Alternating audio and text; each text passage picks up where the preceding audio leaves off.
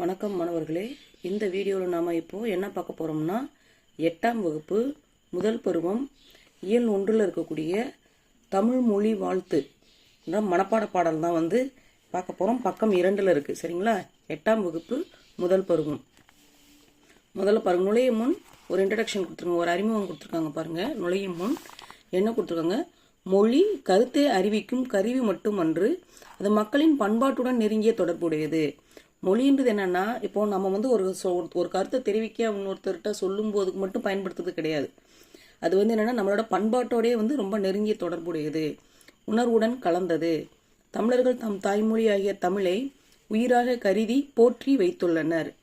புலவர் பலர் தமிழை பல வகையாக வாழ்த்தி பாடியுள்ளனர். அத்தகைய பாடல் ஒன்றை அறிவோம். அதாவது என்ன சொல்றாங்க, தமிழை தமிழர்கள் எப்படி நினைச்சிருக்காங்க? உயிராக கருதி போற்றி வந்துள்ளனர். சரிங்களா? தமிழர்கள் என்ன போற்றி வந்திருக்காங்க? தமிழ் மொழியை உயிராக போற்றி வந்துள்ளனர். புலவர் பலர் தமிழை பல வகையாக வாழ்த்தி புலவர்கள் பலர் அதை தெரிவிச்சிருக்காங்க. அத்தகைய பாடலில் ஒன்று தான் இந்த பாடத்தில் நாம் பார்க்க போகிறோம். பாருங்க, வாழ்க நிரந்தரம், வாழ்க தமிழ்மொழி, வாழிய வாழியவே. வானம் மலர்ந்தது அனைத்தும் அளந்திடு, வன்மொழி வாழியவே. ஏழ்கடல் வைப்பனும் தன்மனம் வீசி இசை கொண்டு வாழியவே. எங்கள் தமிழ்மொழி எங்கள் தமிழ்மொழி என்றென்றும் வாழியவே. சூழ்களி நீங்க தமிழ்மொழி ஓங்க துலங்குக வையகமே. தொல்லை வினுதரு தொல்லை என்று அகன்று சுடர்க தமிழ்நாடே. வாழ்க தமிழ்மொழி வாழ்க தமிழ்மொழி வாழ்க தமிழ்மொழியே. வானம் அறிந்தது அனைத்தும் அறிந்து வளர்மொழி வாழியவே. ஆசிரியர் பேர் யாருன்னு, இந்த பாடலை இயற்றியவர் யாருன்னா பாரதியார். யாரு? பாரதியார். இங்க பாருங்க, வாழ்க நிரந்தரம், வாழ்க தமிழ்மொழி, வாழிய வாழியவே. அப்படின்னா என்னன்னா, தமிழ்மொழி எப்பவுமே என்னதா? நிரந்தரமான தமிழ்மொழி. சரிங்களா? என்னது, எந்த காலத்திலையும் அது எப்பவுமே அந்த உலகம் பிறந்த நாட்களிலிருந்தே இருக்கக்கூடிய ஒரு மொழி எதுன்னா தமிழ்மொழி, நம்ம தாய்மொழியாகிய தமிழ் மொழி. அதனாலதான் என்னன்னு சொல்றோம், வாழ்க நிரந்தரம். நிரந்தரம்ன்ற ஒண்ணு இருக்குன்னா அது என்னது? அது தமிழ் மொழி மட்டும். இந்த உலகத்துல எதையுமே நிரந்தரம் இல்லைன்னு சொல்றாங்க. ஆனா தமிழ் மொழி என்னது? நிரந்தரமான மொழி. ஒருவேளை இந்த உலகம் அழிஞ்சு மறுபடியும் மீண்டும் தோன்றினால் கூட அது நிலைத்து இருக்கக்கூடிய ஒரு மொழின்னு சொன்னா என்னது? தமிழ் மொழி. வாழ்க நிரந்தரம், வாழ்க தமிழ் மொழி, வாழிய வாழியவே. புரியுதுங்களா? நிரந்தரமான மொழி, நீ எப்பவுமே வாழ்க அப்படின்னு சொல்லிட்டு முதல் வரியில பாரதியார் கூறியிருக்கிறார். அடுத்து பாருங்க, வானம் மலர்ந்தது அனைத்தும் மலர்ந்திடு, வன்மொழி வாழியவே. அப்படின்னா என்ன அர்த்தம்? வானம்னா என்னது? ஆகாயம். வானம்னா என்னது? வானம், மேல இருக்க ஆகாயம். அனைத்தும் அளந்திடு, ஆகாயத்தால் சூழப்பட்ட நம்ம வானத்தை, இந்த உலகம் என்னது? மேலவான கீழ பூமி, அது வரைக்கும் இருக்க எல்லாத்தையுமே என்னது? தமிழ் மொழி அளந்துடுச்சு. வன்மொழி வாழியவே. வன்மொழின்னா என்னது? வளமையான மொழின்னு அர்த்தம். இந்த இடத்துல என்னது? வன்மொழின்னா வளமையான மொழி. வானம் முழுக்க என்னது? ஆகாயத்தால் சூழப்பட்ட எல்லாவற்றையும் அறிந்துரைக்கும் வளமையான மொழி. சரிங்களா? எந்த இடத்துல எல்லாத்தையும் சொல்லக்கூடிய ஒரு மொழின்னு என்னது? தமிழ் மொழி. ஏழ்கடல் வைப்பினும் தன்மனம் வீசி இசை கொண்டு வாழியவே. 7 கடல்னா என்னது? இந்த உலகம் எத்தனை கடலால் சூழப்பட்டது?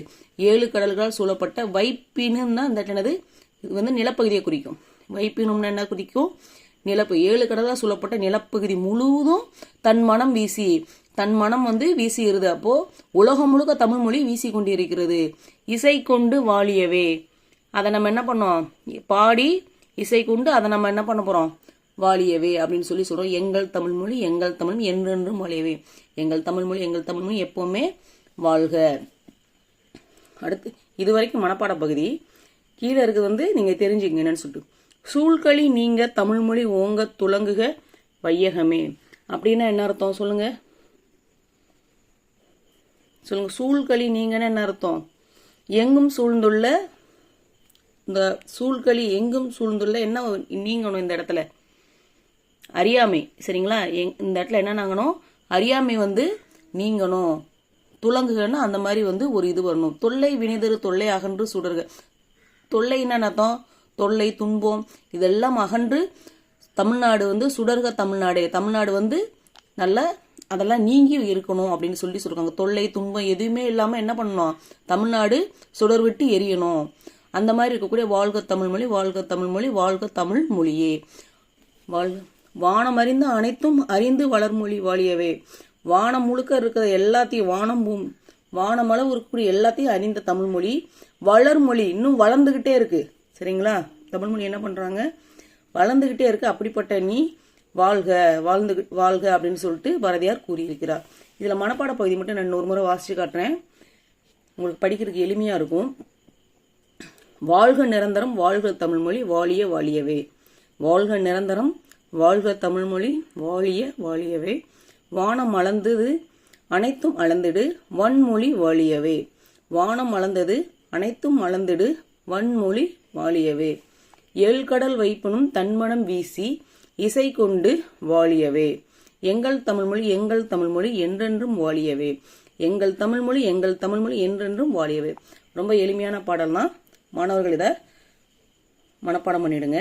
அடுத்து பாருங்க, கீழே சொல்லும் பொருளும் கொடுத்துருக்காங்க பாருங்க. நிரந்தரம்னு என்ன அர்த்தம், காலம் முழுமையும். நிரந்தரம்னா என்னது, காலம் முழுமையும். வைப்புன்னா நிலப்பகுதியை குறிக்குது. ஏழ்கடல் வைப்புனும் தன்மனம் வீசி இசை கொண்டு வாழியவேன்னு சொல்லியிருக்கு இல்லைங்களா, அதில் வைப்புன்னா என்னது, கடலால் சொல்லப்பட்ட நிலப்பகுதின்னு அர்த்தம். வைப்புன்னா நிலப்பகுதி. சூழ்களினா சூழ்ந்துள்ள அறியாமை இருள். சூழ்களினா என்னது, சூழ்ந்துள்ள அறியாமை இருள். வன்மொழின்னு என்ன அர்த்தம், வளமிக்க மொழி, வளமையான மொழின்னு அர்த்தம். இசைனா புகழ், அதோட புகழ் வாழட்டும். தொல்லைனா பழமை துன்பம். தொல்லைனா என்னது, பழமை துன்பம். பாடலின் பொருள் பார்க்கலாம்.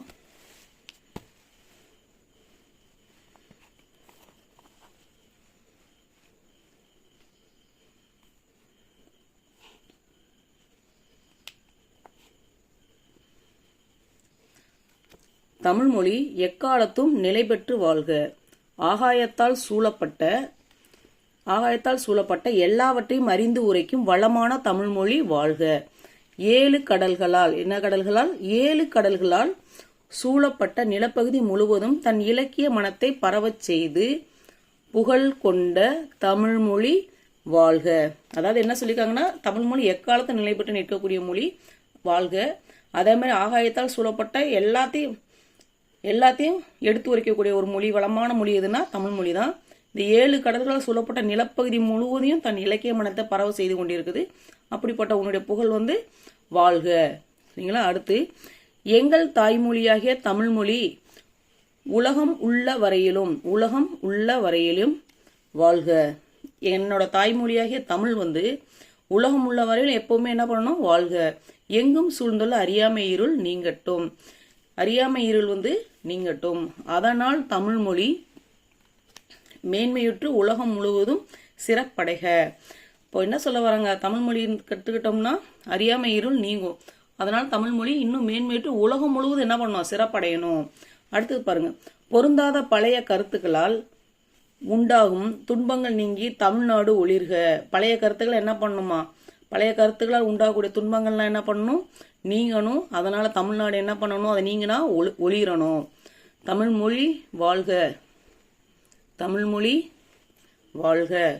என்றென்றும் தமிழ்மொழி வாழ்க. வானம் வரை உள்ளடங்கியுள்ள எல்லா பொருண்மைகளையும் அறிந்து மென்மேலும் வளரும் தமிழ்மொழி வாழ்க. என்னது, தமிழ்நாடு எப்படி வாழணும், வானம் வரை உள்ளடங்கிய எல்லா பொருண்மைகளையும் அறிந்து மேன்மேலும் வளரும் தமிழ்மொழி வாழ்க. அடுத்து பாருங்க, நூல்வெளி கொடுத்துருக்காங்க. பாரதியார் பற்றி தான் கொடுத்துருக்காங்க. இவர் யாரு,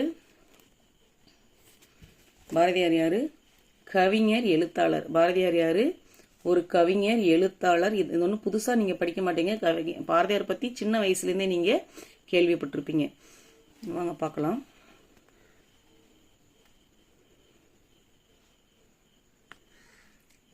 கவிஞர், எழுத்தாளர், இதழாளர், சமூக சீர்திருத்த சிந்தனையாளர், விடுதலை போராட்ட வீரர். எத்தனை பேர் இருக்குன்னு பாருங்க. கவிஞர், எழுத்தாளர், இதழாளர்னா என்ன அர்த்தம், அந்த இதழ்லாம் என்னது, நியூஸ் பேப்பர், அதான் இதழாளர்னு சொல்றாங்க. சமூக சீர்திருத்த சிந்தனையாளர், விடுதலை போராட்ட வீரர் என பன்முக ஆற்றல் கொண்டவர் சி. சுப்பிரமணிய பாரதியார்.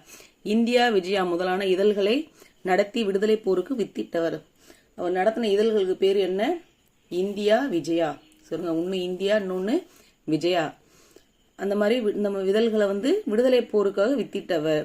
கவிதைகள் மட்டுமன்றி சந்திரிகையின் கதை, தராசு உள்ளிட்ட உரைநடை நூல்களையும் வசன கவிதைகளையும் சீட்டு கவிதைகளையும் எழுதியவர். யாரு? என்னென்ன எழுதியிருக்காரு? சந்திரிகையின் கதை, தராசு. உரைநடை நூல்கள் என்னென்னது? சந்திரிகையின் கதை, தராசு என்ற உரைநடை நூல்களை எழுதியிருக்காரு. அடுத்து பாருங்க, சிந்துக்கு தந்தை. என்னது? சிந்துக்கு தந்தை, செந்தமிழ் தேனி, புதிய அறம்பாட வந்த அறிஞன், மரம்பாட வந்த மறவன் என்றெல்லாம் பாரதிதாசன் இவரை புகழ்ந்துள்ளார். பாரதிதாசன் இவர் எப்படி எப்படிலாம் புகழ்ந்துருக்காருன்னா, சிந்துக்கு தந்தை, செந்தமிழ் தேனி, இதெல்லாம் யார் சொல்லியிருக்கா? பாரதிதாசன் சொல்லியிருக்காங்க. யார் யார் என்ன சொல்லியிருக்காங்க? சிந்துக்கு தந்தை, செந்தமிழ் தேனி, புதிய அறம்பாட வந்த கவிஞன், மரம்பாட வந்த மறவன் அப்படின்னு யார் சொல்லியிருக்காங்க? பாரதிதாசன் பாரதியாரை புகழ்ந்துள்ளார். இப்பாடல் பாரதியார் கவிதைகள் என்னும் தொகுப்பில் தமிழ்மொழி வாழ்த்து என்னும் தலைப்பில் இடம்பெற்றுள்ளது. சரிங்களா? அவ்வளோதான். இந்த பாடலை வந்து நல்லா மனப்பாடம் பண்ணிக்கோங்க. இந்த பாடல் உங்களுக்கு கண்டிப்பாக அந்த வீடியோ உங்களுக்கு பிடிச்சிருந்துச்சுன்னா மறக்காமல் லைக் பண்ணுங்கள், கமெண்ட் பண்ணுங்கள். நம்ம சேனல் இது வரைக்கும் சப்ஸ்கிரைப் பண்ணுங்கள். நன்றி, வணக்கம்.